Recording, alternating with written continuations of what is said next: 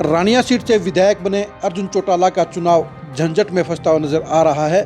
इसकी वजह है कांग्रेस प्रत्याशी सौमित्र कंबोज द्वारा कराई गई रिकाउंटिंग को लेकर नया बवाल खड़ा हो गया है और सौमित्र कंबोज ने आज रिकाउंटिंग को रुकवा दिया और प्रशासन और चुनाव आयोग पर आरोप लगाते हुए कहा कि गलत प्रक्रिया अपनाई जा रही है, वो इससे संतुष्ट नहीं है और इसलिए वो इसके खिलाफ हाई कोर्ट जाएंगे। आखिर आज क्या मसला हुआ, आज राणा के चुनाव को लेकर क्या सरगर्मी रही और रिकाउंटिंग के दौरान क्या क्या हुआ, ये जानने के लिए आज की इस खरी खबर को आप जरूर देखिए।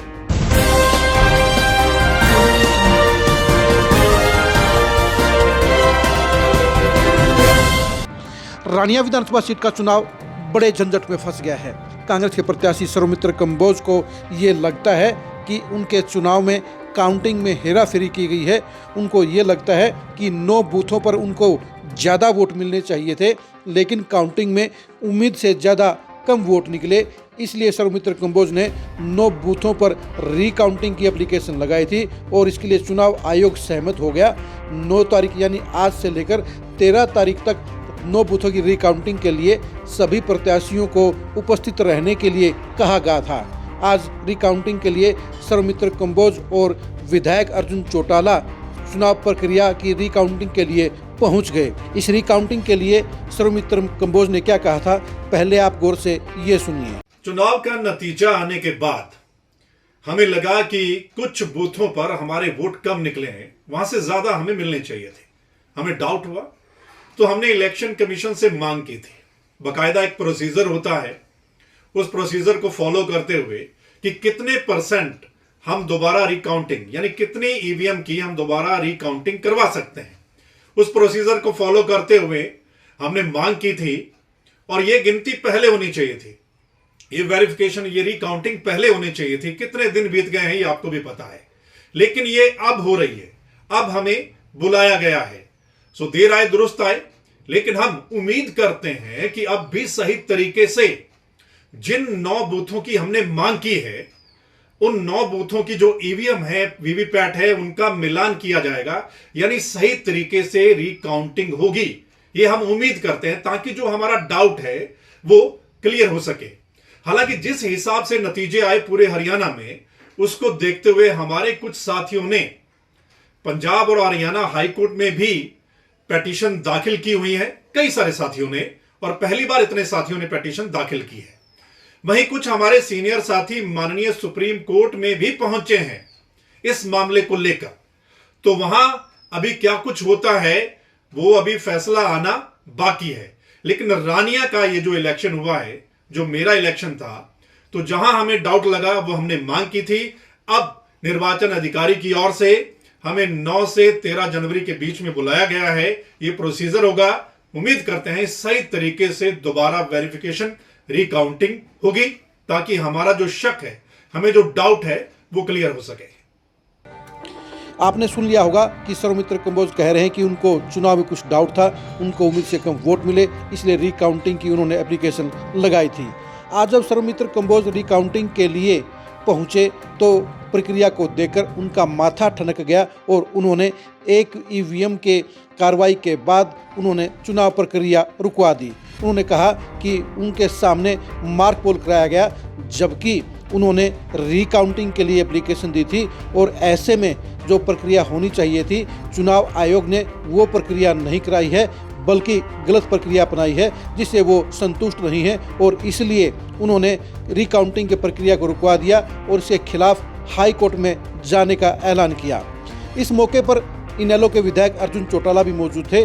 आप ये सुनिए कि अर्जुन चौटाला और सौमित्र कंबोज ने आज की रिकाउंटिंग की प्रक्रिया को लेकर क्या कहा। ये जो आज प्रोसेस यहाँ पे करवाया जा रहा था, संतुष्ट इसलिए नहीं हूँ क्योंकि मैंने 9 बूथों का अप्लाई किया था।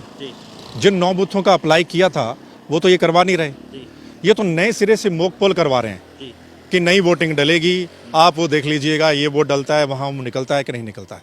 ये क्या मतलब है भाई? जिन 9 बूथों का मैंने भरा, अप्लाई किया, और मैंने तब अप्लाई किया था जब चुनाव रिजल्ट आया था, उसके 4-5 दिन बाद, क्योंकि 1 हफ्ते में अप्लाई करना होता है, तो मैंने तब किया था। एक तो इतना समय लगा दिया, क्यों?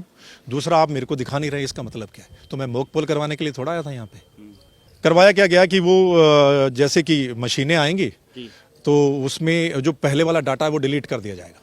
एक मशीन आई जो हमारा एक्चुअल डाटा था जिस बूथ का वो डिलीट कर दिया गया और नया सिंबल उसमें लोड किए गए, कुछ नए ABC वट जो भी, कि अब ये देखना इसमें ये हम डालेंगे EVM में दबाएंगे और आप देख लेना वो वीवीपैट में निकलेगा कि नहीं निकलेगा। तो हम इसलिए थोड़ा आए थे भाई, हम तो उस एक्चुअल के लिए आए। तो उसी से सब क्लियर तो उसी से होना था ना, जो एक्चुअल में चुनाव हुआ अब क्लियर तो उसी से होगा। मुझे नया वोटिंग थोड़ा करवाना है यहाँ पे आके, और ABC का वोटिंग थोड़ा करवाना है। जो उम्मीदवार थे एक्चुअल में उनको कितना वोट पड़ा EVM में और कितना वीवीपैट में निकला उसका मिलान कीजिए। मैं ये मांग कर रहा था कि वो ठीक है कि नहीं है। सुप्रीम कोर्ट की गाइडलाइन को नहीं माना जा रहा है, सरेआम नहीं माना जा रहा है। जो प्रक्रिया होनी चाहिए वो नहीं हो रही है, इसलिए ये C&V गलत है। जो मुझे चाहिए था वो नहीं मिल रहा है यहाँ पे। तो किस लिए ये 5 दिन का किस लिए वक्त जाया किया जा रहा है? पहले दिन रुकवा दिया, मैं क्या करूंगा? मैं 9 मशीनों का मोक पोल किस लिए करवाऊंगा? मुझे एक्चुअल में जो मेरा डाटा है वो दिखा दो, मैं सारा तैयार करवाने के लिए तैयार हूं। वो एक्चुअल में तो नहीं दिखा रहे मेरे को, वो नहीं करवा रहे, तो उसका फायदा क्या करवाने का? पहली बार हरियाणा में ऐसा हुआ है कि चुनाव के बाद इतनी चुनावी पिटीशन पंजाब हरियाणा हाईकोर्ट में फाइल हुई हैं, मामला सुप्रीम कोर्ट में पहुंचा है, 21 तारीख लगी हुई है, देखते हैं उसमें क्या होता है। और हमने उनको चैलेंज किया था कि मोक पोल नहीं चाहिए, हमें मोक पोल नहीं चाहिए, हमें ओरिजिनल जो चीज है वो चाहिए।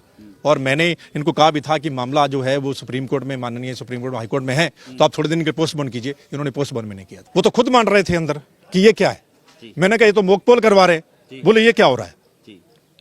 तो बाहर आके कुछ मर्जी बोलते रहे।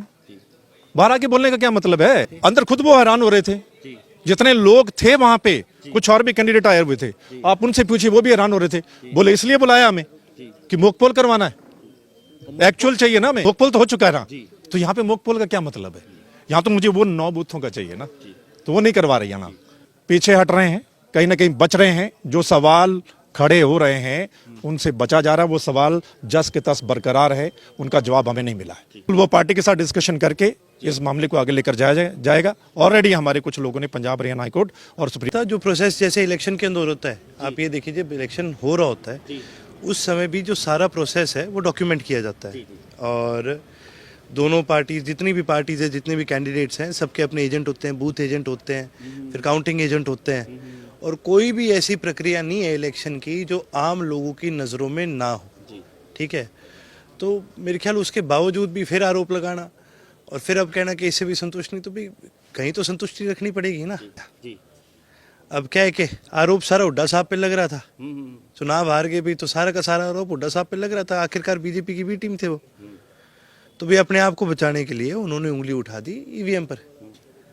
अब भाई अब कहीं तो फिर यूँ कहना भी पड़ेगा, कोर्ट भी जाना पड़ेगा, दिखाना तो पड़ेगा। तो ये बार बार ये ऐसे आरोप लगा रहे हैं। अब जब सारी वेरिफिकेशन होगी तो अब कह रहे हैं वेरिफिकेशन गलत है, कहीं तो अपनी हार स्वीकार करनी पड़ेगी। देखिए मैं उम्र में उनसे बहुत छोटा हूँ और राजनीतिक कद में भी अभी उनका बहुत बड़ा कद है। मैं काफ़ी छोटा हूँ, लेकिन एक नसीहत मैं ज़रूर दूंगा कि हार को स्वीकार करना भी सीखना पड़ेगा। आपने सुन लिया होगा कि जहां एक तरफ अर्जुन चौटाला कह रहे हैं कि कांग्रेस को हार स्वीकार कर लेनी चाहिए, मंजूर कर लेनी चाहिए, वो अब बिना वजह से इस मुद्दे को उठा रहे हैं। चुनाव में कोई हेराफेरी नहीं हुई थी, काउंटिंग फेयर हुई थी। ऐसे में चुनाव को स्वीकार करते हुए, जनता के जनमत को स्वीकार करते हुए सर्वमित्र कंबोज को अपनी हार मान लेनी चाहिए। वहीं दूसरी तरफ सर्वमित्र कंबोज साफ तौर पर कह रहे हैं कि उनके चुनाव में हेराफेरी हुई है और जिस हिसाब से अब चुनाव आयोग रिकाउंटिंग सही तरीके से नहीं करा रहा है, उससे साफ तौर पर उनकी मंशा पर सवालिया निशान खड़े होते हैं। गलत प्रक्रिया अपनाने के चलते उनका मकसद पूरा नहीं होगा, क्योंकि उन्होंने साफ तौर पर 9 बूथों की रिकाउंटिंग की एप्लीकेशन लगाई थी। उनकी रिकाउंटिंग करने की बजाय चुनाव आयोग मार्क पोल करा रहा है, जिससे रिकाउंटिंग नहीं कहा जा सकता और इसके खिलाफ वो हाई कोर्ट में जाएंगे। अगर इस मामले में कुछ गलत नहीं हुआ है तो चुनाव आयोग को भी बताए गए 9 बूथों पर रिकाउंटिंग करानी चाहिए, ताकि दूध का दूध और पानी का पानी हो जाए और किसी तरह का कोई डाउट या कन्फ्यूजन नहीं रहना चाहिए। ऐसे में कहीं ना कहीं ये सवालिया निशान भी खड़ा हो रहा है कि आखिर चुनाव आयोग बताए गए 9 बूथों पर रिकाउंटिंग क्यों नहीं कराना चाहता। इस चुनाव प्रक्रिया के चलते अब बाकी की कांग्रेस की आरोपों वाली सीटों के ऊपर भी माहौल गर्मा गया है और वो 20 सीटों के हारे हुए प्रत्याशी भी इस मामले को अब हाई कोर्ट में उठा रहे हैं। सौमित्र कंबोज ने जो पहल की है उसके अनुसार चुनाव आयोग को उन्हें संतुष्ट करना चाहिए।